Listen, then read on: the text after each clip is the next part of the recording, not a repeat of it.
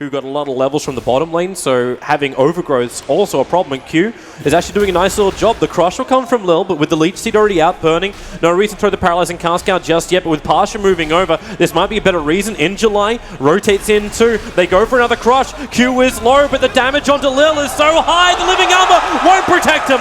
Lil will get the bash in the first blood, loses his life to burning. But a kill is a raindrops plus the wind lace for the movement speed. So trying to close the distance, and they're pinging out. I don't know if they actually want to head to the top or if mid is their goal.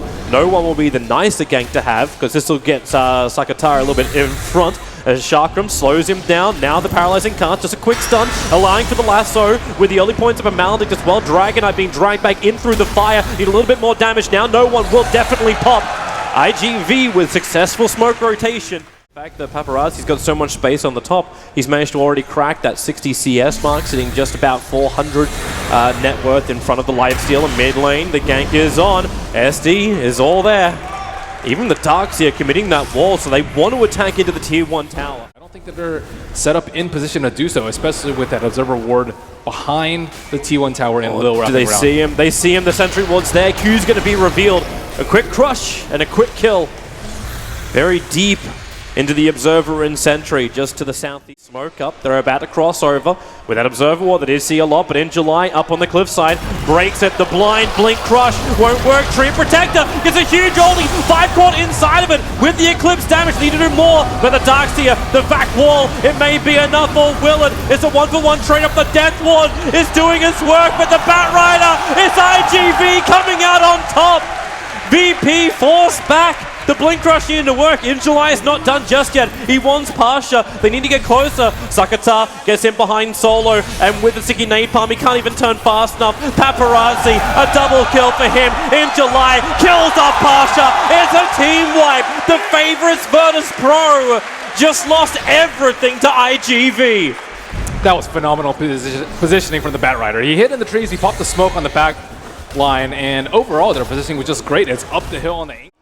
So it's just illusions. The body blocking of the illusions, it just pinged. It just pinged. Solo knew what was happening, so then they just jumped forward looking for the SD down to half-life. The back 3-man wall and run!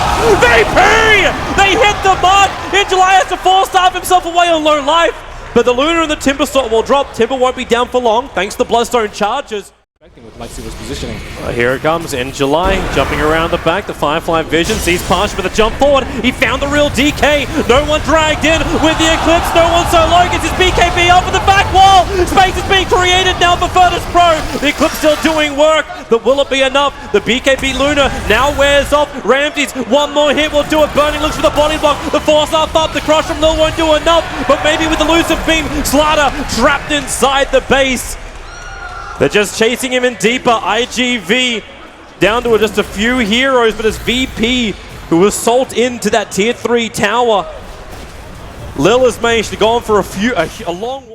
And around the pit. This time they're infested. VP still have not seen that Observer Ward up on the hillside. This is doing so much work for iG.V. They know where VP is moving. They can reposition for it. So they send a Timber Saw in to start with. Living Arm was already up, so he tanked up a lot of that damage. Forced up out. Now the back of 3-man wall. Overgrowth needs to create a little bit of space as DK locked in position with that lasso, but now he breaks free and does his damage to Q. Paparazi can't attack fast enough. He'll go down, and without the Luna, iG.V must be in full retreat, or will they? The Timber Saw isolated now. iG.V, they've still got extra support with the Blink Crush from Lil. It keeps the Witch Doctor out. Burning will get instantly evaporated, and iG.July, the last man left standing, but he will not stand for long as they surround him for the death parade.